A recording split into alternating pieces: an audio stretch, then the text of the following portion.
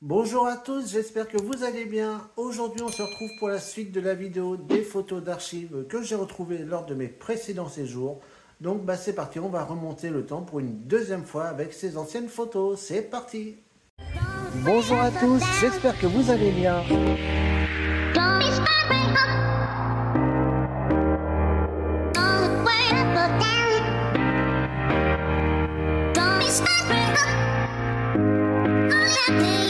Aujourd'hui, je vous emmène pour une visite exceptionnelle.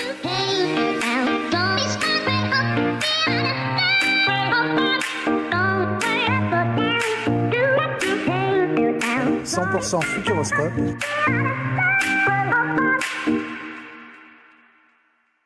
Alors, on commence cette nouvelle série. Et bien là, on est sur l'entrée du parc. Donc, c'était pour les 25 ans, comme on le voit écrit en gros. Donc, vous voyez, ils avaient modifié un petit peu la façade. Ils avaient rajouté des petits éléments de décor. Et surtout, ils avaient écrit les 25 ans en gros. On voit également devant un petit robot modélisé. Donc, il y en avait deux. Il y avait une fille et un garçon. Donc là, on voit du coup le côté fille. Donc voilà, donc pour cette entrée des 25 ans.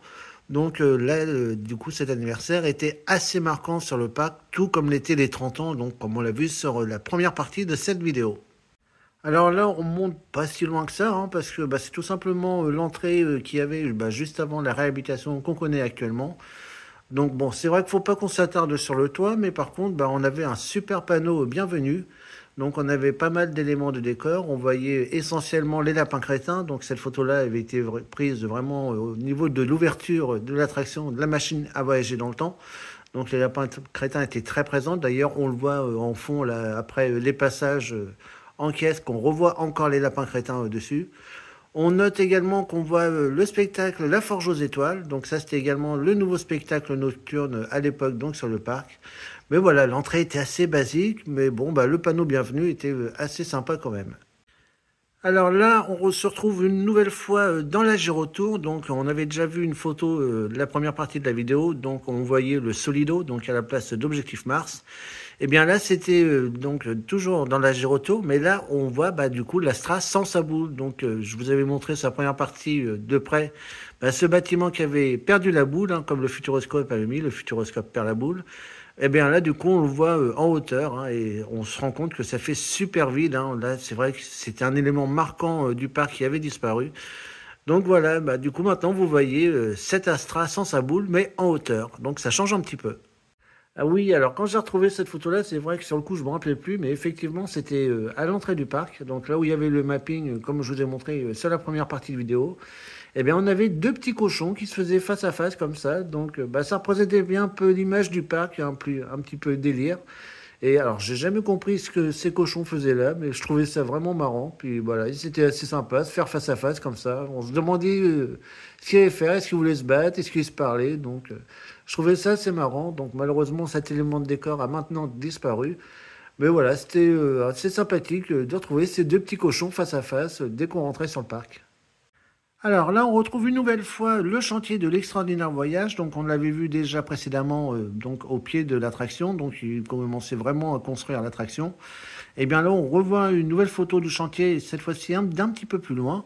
Et surtout, on voit qu'ils avaient commencé les travaux au niveau des toits. Donc, je vous rappelle que le Skyloop est rentré par le toit, donc cette grande plateforme de 80 places. Donc elle était rentrée par le toit et là on voyait bien la grue du coup qui interceptait la plateforme, les éléments de la plateforme du coup, pour le rentrer dans ce bâtiment des tapis magiques, pardon. Donc voilà, une nouvelle photo du chantier de l'extraordinaire voyage et cette fois-ci où là les travaux commençaient à très très bien avancer et où du coup la plateforme du coup était en train d'être réceptionnée par le toit. Ah oui, alors cet arbre, il était marrant. Je me demande, je crois qu'il n'y est plus d'ailleurs, mais il me semble que je l'avais cherché récemment, mais où elle a été déplacé. Et cet arbre était vraiment marrant parce qu'on avait l'impression qu'il était tout simplement assis sur le petit cube. Donc ouais, je trouvais ça vraiment marrant, ces petits éléments décor. Si on s'attarde bien sur la photo, on aperçoit les deux anciens restaurants dans le fond. Regardez, vous avez à gauche les Saveurs du Soleil, donc c'est maintenant l'atelier des saveurs. Et sur la droite, le Studio Gris, donc qui est maintenant le restaurant Miam. Donc voilà, on a en plus de l'arbre qui est assez marquant, du coup c'est vrai qu'on voit que ça, il est assis. Mais voilà, quand on s'attarde bien sur la photo, du coup on aperçoit les deux anciens restaurants qui se trouvaient ici. Alors, je vous avais montré au niveau du Solido, donc Monstre des mers puis Océan secret, dont je me rappelle toujours pas l'existence de ce film d'ailleurs. Eh bien là, on voit le film qui a été le plus présent au Solido, Sous les mers du monde. Donc ça, c'était vraiment mon film préféré. D'ailleurs, sachez que pour la petite histoire, à un moment, le parc avait vendu en DVD ce film, en version longue en plus. Et du coup, je l'avais acheté. Donc comme ça, bah, je peux profiter toujours de ce film. Donc bah, c'était juste fabuleux, hein. Il nous montrait bah, tous les animaux marins qu'on ne voit pas, qui sont vraiment tout au fond de l'océan et du coup qu'on connaît à peine. Et on partait à la découverte de ces animaux-là, puis on voyait un petit peu aussi les animaux plus classiques, bah, comment ils faisaient pour vivre dans ce milieu, donc comment ils faisaient pour s'occuper de leurs petits, tout ça. Donc c'était un film très intéressant. Et voilà, comme je vous l'ai dit, donc le DVD était à retrouver sur le parc et je crois même d'ailleurs qu'il est même en vente au public, donc vous pouvez toujours chercher hein, sur internet si ça vous intéresse parce que c'était vraiment un très beau film et d'ailleurs ce film était en 3D. Ah, alors là, on se retrouve sur le pavillon IMAX 3D. Vous savez qu'avant, ils diffusaient des films, donc beaucoup sur l'espace. Donc, on avait les Astromouches, on avait Mission Hubble, donc voilà, tous les films concernant l'espace. Et après, ils ont arrêté les films pour faire une salle de spectacle. Et donc, du coup, le tout premier spectacle qui a eu lieu dans cette salle, c'est les fameux Mystères du Cube, hein. Souvenez-vous, sur la première vidéo, on l'avait vu qui était au niveau de Chasseurs de Tornades. Et du coup, non, le spectacle était bien présent ici sur le pavillon IMAX 3D. Et voilà, donc c'était un spectacle un petit peu qui ressemble à Eclipse, hein. C'était beaucoup de danseurs, il y avait beaucoup de mapping. Et c'était un spectacle. Alors c'est vrai que j'ai eu un petit peu de mal la première saison. Et après, bah, je commençais à bien m'habituer au spectacle et il était vraiment assez sympa. Donc voilà les traces du tout premier spectacle dans ce pavillon, donc les mystères du cube. Donc là, on connaît maintenant à l'extérieur du parc Zero Gravity, donc c'est la sensation de vol en chute libre. Mais sachez qu'avant l'ouverture de Zero Gravity, bien le Futuroscope avait testé voir si ça allait plaire ou pas, donc avant de construire ou non Zero Gravity.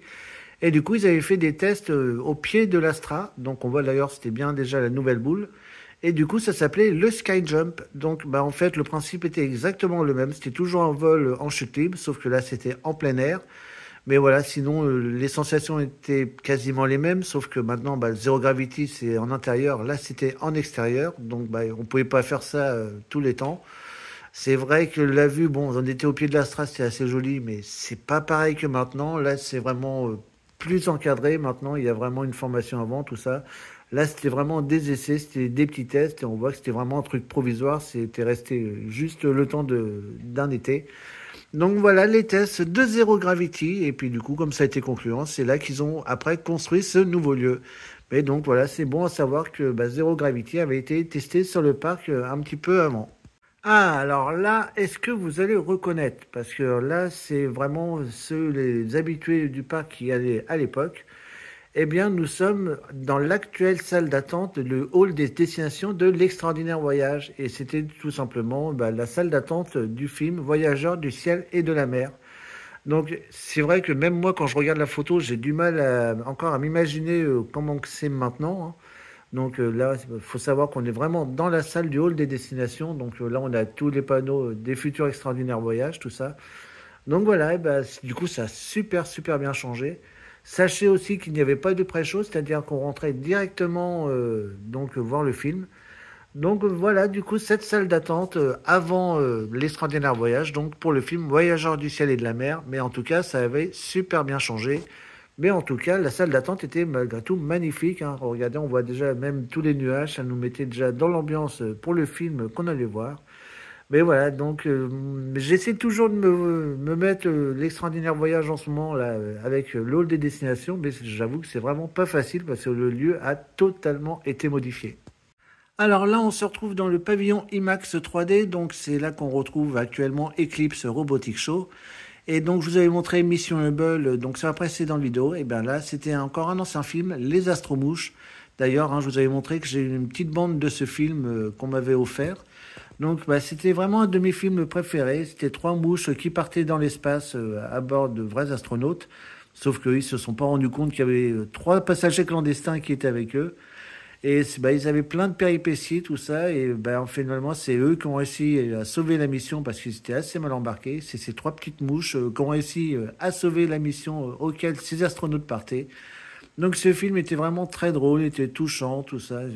On prenait un plaisir énorme à chaque fois à aller le voir. Et voilà, donc c'est vraiment un film que je regrette. Et d'ailleurs, bah pareil, ce film a été vendu en DVD sur le pack et forcément je l'avais acheté. Donc bah, j'ai le film du coup des Astromouches. Donc bah, ça peut m'arriver de temps en temps, un petit moment de nostalgie, bah, me repasser ce film. Donc après, bah, ce pavillon a accueilli Mission Hubble et après, bah, ils ont fait place au spectacle avec les mystères du cube et donc maintenant Eclipse Robotic Show. Alors là, on se retrouve dans une salle d'attente. C'est pareil comme Voyageurs du ciel et de la mer. Est-ce que vous allez le reconnaître? Eh bien, c'était la salle d'attente du Petit Prince. Donc moi, j'adorais vraiment la thématisation de cette file d'attente. Donc on voyait les petites boules de couleur tout au fond, qu'on a d'ailleurs retrouvé également à l'âge de glace. Et on a ces petits dauphins robotisés là qu'on voit devant. Et d'ailleurs, il faut savoir que bah, à un moment, ils pouvaient descendre et remonter. Donc il y avait de l'animation dans cette file d'attente et ça donnait vraiment l'esprit féerique et poétique du Petit Prince auquel nous allons après assister juste après cette file d'attente. Mais en tout cas, elle était vraiment très très belle. Elle nous mettait déjà en immersion donc pour le film qu'on allait voir donc juste derrière. Donc vraiment une très très belle file d'attente, ce Petit Prince, une des meilleures. Elle était simple, basique, mais voilà, juste le fait que les dauphins montent et descendent et après on avait une petite musique d'ambiance quand ça arrivait, bah c'était tout simplement magnifique. Alors là, on est de retour à Danse avec les robots. Je vous avais montré sur la précédente vidéo bah, l'entrée où on avait le robot qui nous accueillait. Eh bien là, ils ont fait plus basique, ils ont mis un panneau tout simple, Danse avec les robots, avec je regarde à gauche et je fais à droite. Et puis bah, maintenant, on sait, il n'y a plus rien du tout. Maintenant, il y a juste le panneau à l'entrée avec l'écran télé Danse avec les robots, mais on n'a plus d'entrée thématisée comme ça à l'entrée de ce pavillon. Donc bah, je maintiens ce que je dis la première fois, c'est vraiment dommage qu'on n'ait plus ce petit thème, même si celui-ci était nettement moins beau qu'avec le robot au tout début. Mais bon, voilà, c'était l'ancienne entrée. Et d'ailleurs, regardez ce que vous voyez, un petit détail, puisque c'était l'entrée avec le Kamel Wally. Donc, comme on le reconnaît, bah, déjà sur le thème rouge, puisque avec Kamel Wally, Danse avec le robot, c'était plus sur le thème rouge. Et surtout, on voit que le titre de l'attraction est juste Danse avec les robots. Et ça, maintenant, on sait que maintenant, ils ont ajouté By Martin Solveig. Or là, on le voit pas. Donc là, on est bien sur la version de Kamel Wally. Donc, c'est une version qui commence à dater. Et tout comme la photo, mais voilà. Donc c'est assez sympa de retrouver cette photo d'archive du coup et de l'ancienne entrée donc de Danse avec le robot avec Kamel Wally. Et justement, eh bien, on reste avec Danse avec le robot et regardez comment que ça a vraiment changé. Voilà, ça c'était l'intérieur de Danse avec le robot avec Kamel Wally. On n'est plus du tout sur les écrans, là où on est actuellement avec Martin Solveig qui nous montre les différentes chorégraphies ou les clips. On avait un immense tube géant où il passait, bah, pareil, c'était les clips hein, avec Kamel Wally, les chorégraphies qu'on faisait. Mais là, on voit que là, on n'était pas du tout sur une ambiance dance floor comme on est actuellement. C'était assez basique, hein, c'était moins coloré, moins boîte de nuit. Hein. Donc c'était vraiment assez basique et ce gros tube au milieu qui prenait toute la place. Donc faut avouer qu'on préfère nettement la version actuelle hein, qui fait vraiment dance floor, boîte de nuit et qui est un peu plus dynamique hein, que cette version avec Kamel Wally. Mais après, il faut savoir que c'était vraiment l'ouverture de l'attraction et que déjà à cette époque, c'était déjà énorme ce que la parc nous avait fait. Maintenant, c'est vrai qu'ils nous mettraient ça. Bon, on se dirait, ouais, c'est un petit peu ridicule. Mais bon, sachez qu'à l'époque, c'était quand même extraordinaire ce que le parc nous avait fait. Ah, nos petits animaux du futur, les voilà. Alors, c'est vrai que cette attraction-là, c'est pas celle que je faisais le plus parce que à chaque fois que je la faisais, il y a rien qui allait. Il y avait toujours énormément de bugs. Donc là, je vous l'avais déjà expliqué. Hein, à chaque fois, soit c'est le capteur qui marchait pas, soit on voyait pas les animaux à gauche ou à droite comme on nous le disait. Donc cette attraction-là a eu énormément de soucis. C'est d'ailleurs pour ça qu'elle n'est pas restée énormément longtemps. Mais voilà, ben, du coup, on a retrouvé une petite trace de ces animaux du futur. Hein. Donc le pavillon est resté le même. On voit que la salle d'attente est vraiment toute basique, hein, l'extérieur. Donc on n'a pas les lapins comme on a en Transat, tout ça. L'entrée était assez basique aussi. Donc là, c'était vraiment le plus simple possible hein, pour les animaux du futur par rapport aux lapins crétins maintenant. Alors ici sur cette photo, c'est pas les voitures qui nous intéressent. Hein. D'ailleurs, on pourrait noter que ça c'était l'ancien parking du parc, donc il faut savoir que le parc était juste à côté. Mais là, ce qui nous intéresse sur cette photo, eh bien, regardez, c'est la construction de l'hôtel Station Cosmos. Regardez juste derrière. Donc là, on voyait qu'il commençait à très très bien avancer. On était vraiment sur la fin des travaux. Donc voilà, une petite photo d'archive, la construction de ce magnifique hôtel Station Cosmos, qui commençait bien à prendre forme. Et du coup, bah, comme je vous l'ai dit, on retrouve les traces de l'ancien parking du parc, donc qui était vraiment juste à côté. Ça, c'est vrai que ça manque un petit peu maintenant parce qu'il faut marcher un petit peu plus pour retrouver notre voiture. Après, honnêtement, c'est vrai que la plaza maintenant est vraiment magnifique. Donc, bon, ça me dérange pas de marcher un petit peu et profiter de cette belle plaza qu'ils nous ont construite. Donc voilà, cette photo d'archive du chantier de Station Cosmos. Alors, cette photo-là est pas si vieille que ça. J'ai été, je crois que ça date de l'année dernière d'ailleurs, donc c'est vraiment tout récent. Et donc, il y avait une boutique qui était fermée, faisait un petit peu des travaux. Et voilà le message qu'ils avaient mis. Alors, ça m'avait fait plier de rire. Le message était très drôle. Oups, un lapin crétin a semé la pagaille ici, on ferme Faucon Orange. Mais j'ai trouvé ça juste génial, cette affiche. Voilà comment annoncer qu'une boutique est fermée avec de l'humour. Bah ça, le Futuroscope sait le faire. Et cette phrase-là, elle était juste mythique. Voilà, accuser les lapins crétins qui ont mis la pagaille dans la boutique. Moi, j'ai vraiment adoré. Donc, j'avais pris ce panneau en photo parce que j'avais trouvé ça vraiment drôle. Et puisqu'on parle de nos lapins crétins, eh bien on reste avec eux, puisque là c'est les taupières qui avaient juste devant l'attraction. Donc là on voit un beau canard devant nous. Si vous apercevez bien, on voit également à gauche un débouche-toilette aussi. Donc là on était pile dans l'univers des lapins crétins, l'univers complètement déjanté. C'est vrai que ces taupières nous manquent, là ils ont été obligés de les enlever pour le chantier de Mission Bermude. Donc ouais, vraiment dommage qu'elle n'y soit plus, mais en tout cas c'était super drôle et ça nous mettait déjà bien dans l'ambiance des lapins crétins, donc pour faire l'attraction juste après. D'ailleurs on voit à gauche, hein, on voit le jardin des énergies comme je vous avais déjà montré précédemment. Alors là c'était au niveau de Chasseurs de Tornades, on reconnaît bien l'enseigne. D'ailleurs regardez bien l'enseigne, c'était pas l'enseigne définitive, regardez Tornade était un petit peu écrit flouté, hein. Donc c'est pas la photo qui est floue, hein, c'est bien Tornade qui était écrit comme ça. Et là, c'était lors des tests de chasseurs de tornades. Donc, c'est le jour où j'ai testé cette attraction, où je suis ressorti avec à moitié mal au cœur, hein, parce que l'image était vraiment pas de bonne qualité, mais de très très loin, hein. Donc voilà, c'était le jour des tests de chasseurs de tornades. Donc, ils mettaient des barrières. Donc, c'était des barrières qui pouvaient être retirées facilement, justement pour nous laisser rentrer pour faire ces tests. Donc voilà, un petit souvenir, et puis du coup, voir l'enseigne, comment elle était avant. Donc après, ils ont remis Tornade, ils l'ont écrit un petit peu mieux pour que ça soit un peu plus visible. Parce que là, c'est vrai que le Tornade, on avait un petit peu de mal à le déchiffrer. Donc voilà pour cette deuxième partie de ces photos d'archives. Donc c'était sympa de replonger un petit peu toutes ces photos, comme ça, c'est vrai qu'on peut comparer avec actuellement, se dire ah oui, maintenant là c'est ça. Comme je vous ai montré Voyageurs du ciel et de la mer, donc là où c'est le hall des destinations maintenant. Donc je trouvais sympa de replonger un petit peu dans le passé, revoir ces photos d'archives. Donc j'espère que ça vous aura plu, ces deux vidéos du passé.